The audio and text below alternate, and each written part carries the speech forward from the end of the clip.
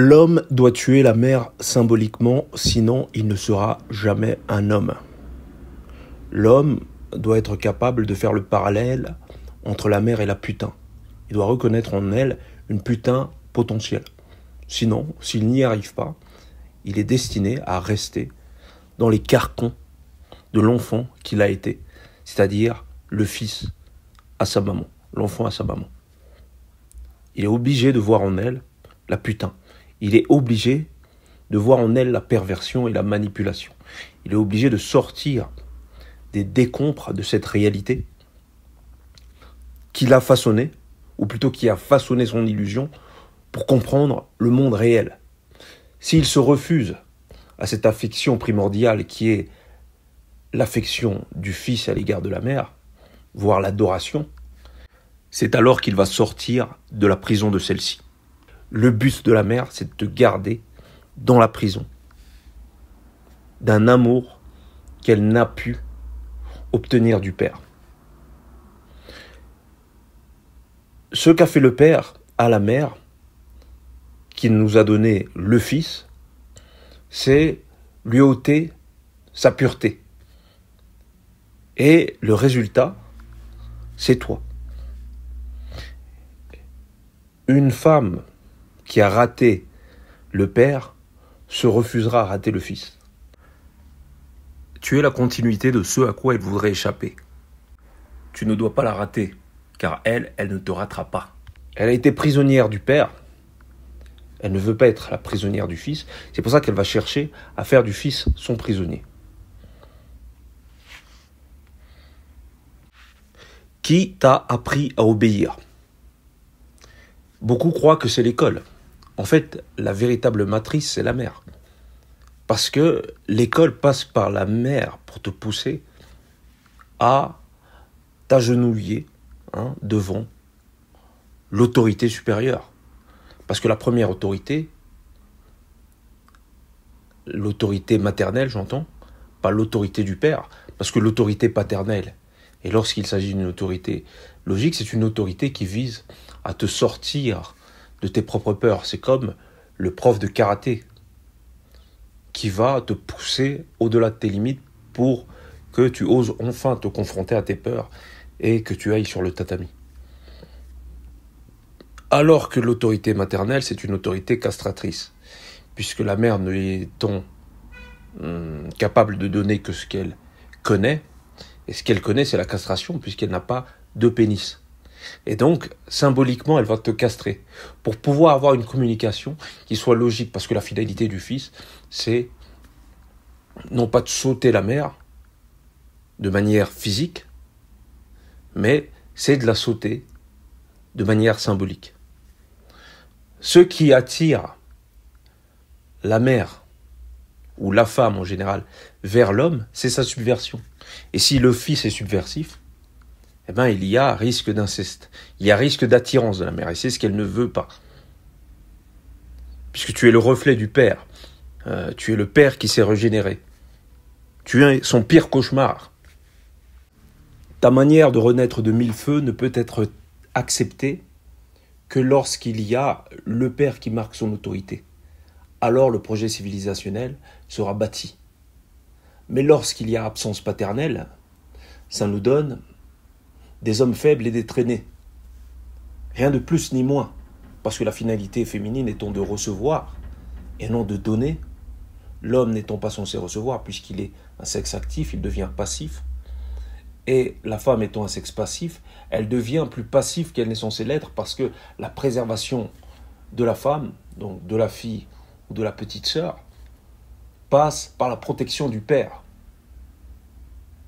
Et si celui-ci n'est pas présent, vous vous retrouvez avec des hommes faibles et des traînés. Et même lorsque le père est présent, encore faudrait-il qu'il connaisse sa mission. Si ce n'est pas le cas, il risque d'être court-circuité par sa femme. Et donc une femme qui domine sur un homme, lorsque vous avez une progéniture qui va dans ce sens, eh ben, ça revient à un couple, c'est la même résultante, qu'un couple avec une absence paternelle. Un père absent. et donc avec les mêmes finalités. Et lorsqu'une nana est trop proche de sa mère, elle devient mythomane. Pourquoi ? Parce que les finalités féminines, ou l'énergie féminine, donnent sur l'illusion et le rêve, et débouchent sur la mythomanie. La confrontation à la réalité, provenant des gènes du chasseur, donc des couilles de l'énergie masculine, eh ben, cette énergie doit être représentée au sein de la famille. Et si elle ne l'est pas, eh ben, vous vous retrouvez dans une dimension qui est le mensonge et l'illusion, entretenue par l'énergie féminine. C'est une énergie qui peut être entretenue par les hommes. Il y a des hommes aussi qui aiment les happy end, qui aiment les belles histoires, et qui refusent, rejettent et ont peur de la confrontation. Et ceci nous donne les mêmes résultats qu'une femme qui est pleinement dans une énergie guerrière. Le problème n'est pas la femme et son énergie. Parce qu'une fois que cette énergie est acceptée de la part de la femme, une fois que vous vous retrouvez avec une femme qui a une énergie féminine, elle connaît ses qualités, ses défauts, ses attentes et consorts. Alors qu'une femme avec une énergie masculine va vouloir jouer des rôles d'homme qu'elle ne maîtrise pas et qu'elle ne comprend pas, puisque cette énergie n'est pas le propre même de sa biologie. Donc c'est avec les femmes masculines, féministes, indépendantes, queen, king et consorts, que vous vous retrouvez à avoir des problématiques. Ces problématiques débouchent toujours sur des conflits mère-fils. Tant que celui-ci n'est pas dans l'acceptation de sa castration, il y aura des problèmes avec la mère. En association, bien entendu, avec un entourage de hyènes, de femelles. Nous sommes dans la même logique que le hyène, c'est une symbolique totémique. Et lorsque la rébellion plutôt provient de la fille, donc lorsque vous avez généré une fille, lorsque la mère a une fille et que celle-ci se rebelle contre la manipulation et cette énergie proprement guerrière de la mère, eh ben, celle-ci va devoir fuir. La différence entre la fille et le fils, c'est que la fille n'a pas cette attache émotionnelle avec la mère. La fille a de la loyauté à l'égard de la mère puisque c'est elle qui l'a appris tout ce qu'elle sait. Mais lorsqu'il n'y a pas d'attache émotionnelle, parce qu'il n'y a pas d'attache émotionnelle entre la mère et la fille, la fille subit la mère de par une forme de loyauté qui lui est due, propre à son initiation. C'est pourquoi il vous serait difficile de sortir ces femmes congolaises des églises, parce que les églises représentent symboliquement la mère. Et donc, rejeter l'église, c'est rejeter la mère. Ce qui est impossible, puisque la mère est celle qui leur a tout appris. Lorsqu'on voit et qu'on observe dans ces communautés une absence paternelle, c'est tout à fait logique, puisque retirer la mère, c'est retirer l'entièreté même de l'éducation. Et ça, c'est impossible, puisque plus rien n'aura de sens. Mais lorsque la fille, par sentiment empathique à l'égard, je ne sais pas moi, de la réalité, une fille avec une sensibilité assez particulière, qui ne joue plus au jeu de chantage, au chantage émotionnel et affectif, eh ben celle-ci va se retrouver bien entendu, elle va se retrouver dans des conflits avec la mère, parce que, n'ayant pas cette attache émotionnelle du fils, elle fera preuve de beaucoup plus de courage et beaucoup plus de vigueur dans sa volonté d'échapper à la mère que le fils, qui aura toujours un peu plus de retenue. La mère est inconsolable une fois l'abandon du père officiel. C'est alors qu'on se retrouve avec des femmes mariées ou divorcées qui en veulent à mort à leur ancien mari. On peut le voir à travers tous ces procès qui aujourd'hui sont connus dans le monde. Ces nanas qui font des procès à leurs gars et qui leur vident considérablement leur poche. La finalité est bien plus profonde qu'on ne l'imagine. La mère, une fois détachée du père, est perdue, elle est paumée, elle connaît sa réalité. Elle sait que la vie d'une femme isolée est acte atroce, puisque sa réalité a toujours été sociale. Le fils est un bénéfice social pour la mère. Il n'y a rien qui soit donné gratuitement à un homme. Il n'y a rien qu'une femme ne donne gratuitement. Ça, c'est au père ou au fils ou à l'homme de donner. La femme reçoit. Et lorsqu'elle donne, on dit qu'elle met au monde, mais lorsqu'elle donne une progéniture à un homme, parce que c'est ce qu'elle est censée faire, elle fait des enfants pour l'homme. C'est les hommes qui veulent contribuer par le biais de leur progéniture à une continuité de leur finalité civilisationnelle. Mais c'est pas du tout féminin. La mère a pour finalité quelque chose de très enfantin. Faire gaga avec le petit bébé. Et elle va continuer jusqu'à ce que celui-ci, autant de temps qu'elles peuvent le faire. Et si celui-ci ne se rend pas compte de l'entourloupe, c'est-à-dire le fils ou la fille, ben ça peut continuer jusqu'à la mort. La finalité n'étant pas l'élévation des futures générations. Ça, c'est un travail de père, de patriarche. Et lorsqu'il n'y a pas d'équilibre matriarche-patriarche, parce que les deux sont utiles, mais chacun à sa place, eh ben, il va y avoir une guerre. Et cette guerre va être faite de la mère vers le père. Beaucoup ne comprennent pas, mais elle me déteste, mais elle me veut quoi, etc. Mais vous l'avez isolée. Vous avez isolé votre femme. Elle se servira même des petits contre vous. C'est quelque chose que vous ignorez, parce que vous surestimez le sexe féminin, vous surestimez la femme. Vous ne la voyez pas avec sa propre logique. Et elle-même s'ignore, puisqu'elle n'est que la représentation de la matière. Elle est l'univers. C'est pour ça que je dis qu'elle est la matrice. La matrice, c'est pas l'État. Ah non. Votre matrice, c'est votre matriarche. Si vous avez des problèmes à vous affirmer, que vous n'y arrivez pas, si vous avez des blocages, ça provient souvent de la matriarche. C'est puissant. Ce n'est pas un jeu. Donc l'amour que vous avez à l'égard de la matriarche est un piège qui se retournera contre vous. Vous n'êtes pas censé aimer. Vous êtes censé accomplir votre but et votre destinée. Car vous avez un but sur terre.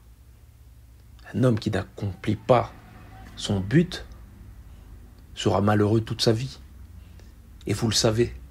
Donc arrêtez de nous parler, de rendre fière la daronne, ou je ne sais pas quelle connerie.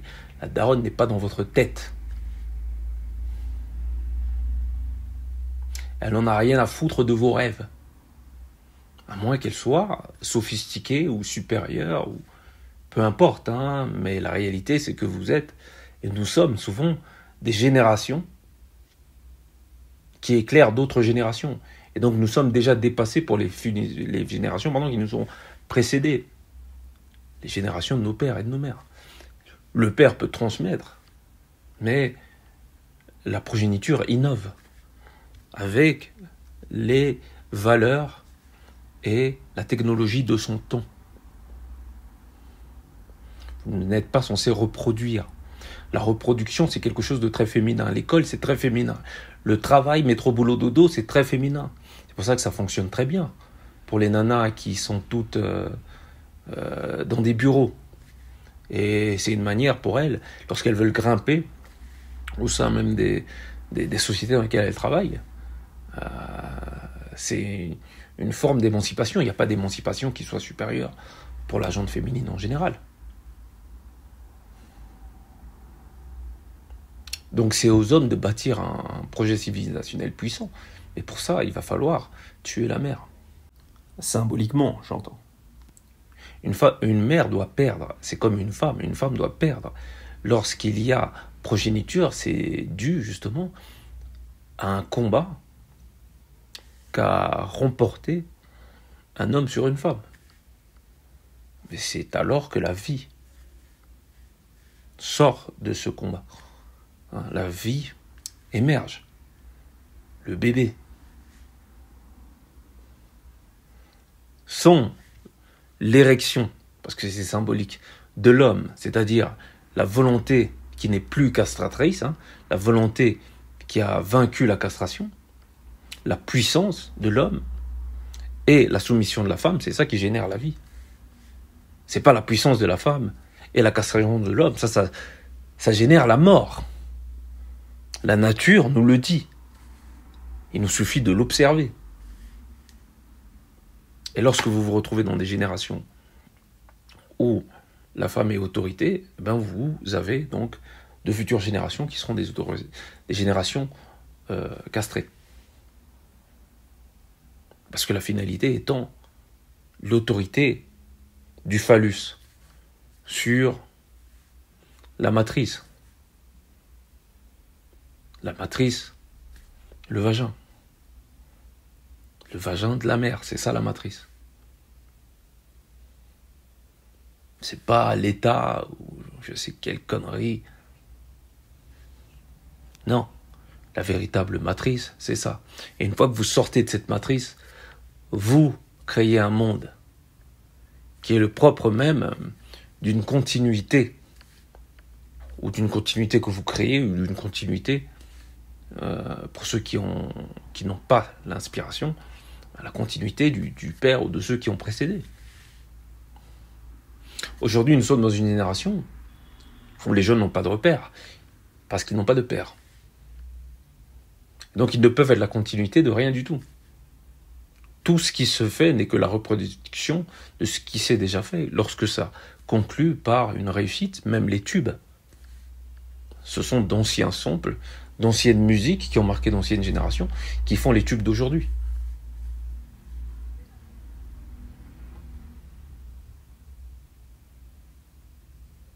Et donc, je vous invite à effectuer cette tâche.